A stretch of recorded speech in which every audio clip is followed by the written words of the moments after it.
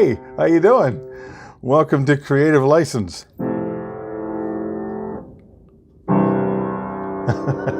I'm Bill, and you've caught me at home. We have a piano here that, as you can see, actually my daughter is much better at playing. And I remember taking piano lessons when I was a boy. I used to wonder why they used to make me take piano lessons. And as I got older, it started to become clearer to me. The thing about piano lessons for me as I was getting older was this discipline that I was expected to kind of take on. I'm not one for discipline. I mean, I am now, but when I was a kid, you know, I didn't want to be a part of that stuff. It just made me crazy. And the idea of having to learn this thing, it didn't really make much sense. You know, if I wanted music, I had records. I could turn on the radio. I could listen to my favorite DJs playing my favorite music. So the idea of me being able to do this didn't really appeal to me. What I've found over the years, though, is not only the discipline, but the use of a part of your brain so that you can begin to understand how to access the creativity you need. Now, piano lessons, I don't know if you need that. I'm not taking piano lessons anymore.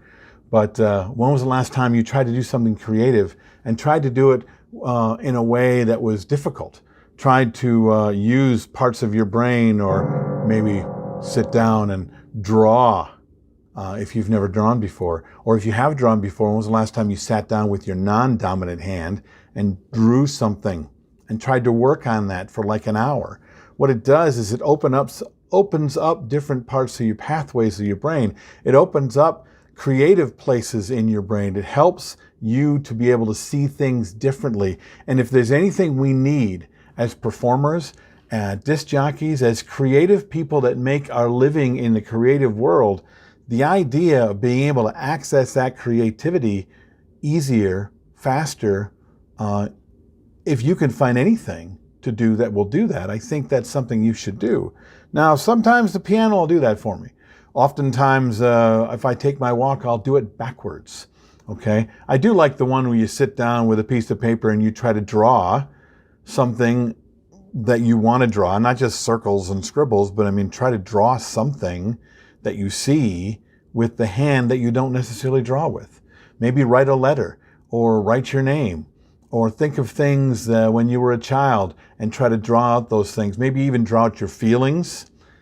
These things we don't go there because we're uncomfortable doing it.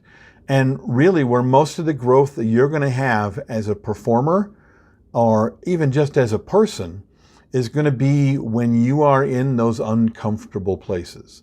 Performers often look for uncomfortable places in front of audiences, but that's not always the easiest thing to go to. So if you can't do it in front of people, why not make yourself uncomfortable and force yourself through that uncomfortableness? Find a way to be okay with not using your right hand if you're right-handed, or not use or walking in a certain way, or whatever that is, so that your brain has to figure it out.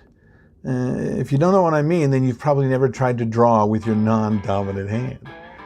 What do you think of this? Have you ever tried this? Do you think it's useful? And if you have tried it, was it useful for you? Write down your comments below and just let me know. Otherwise, I'll see you next week on Creative License.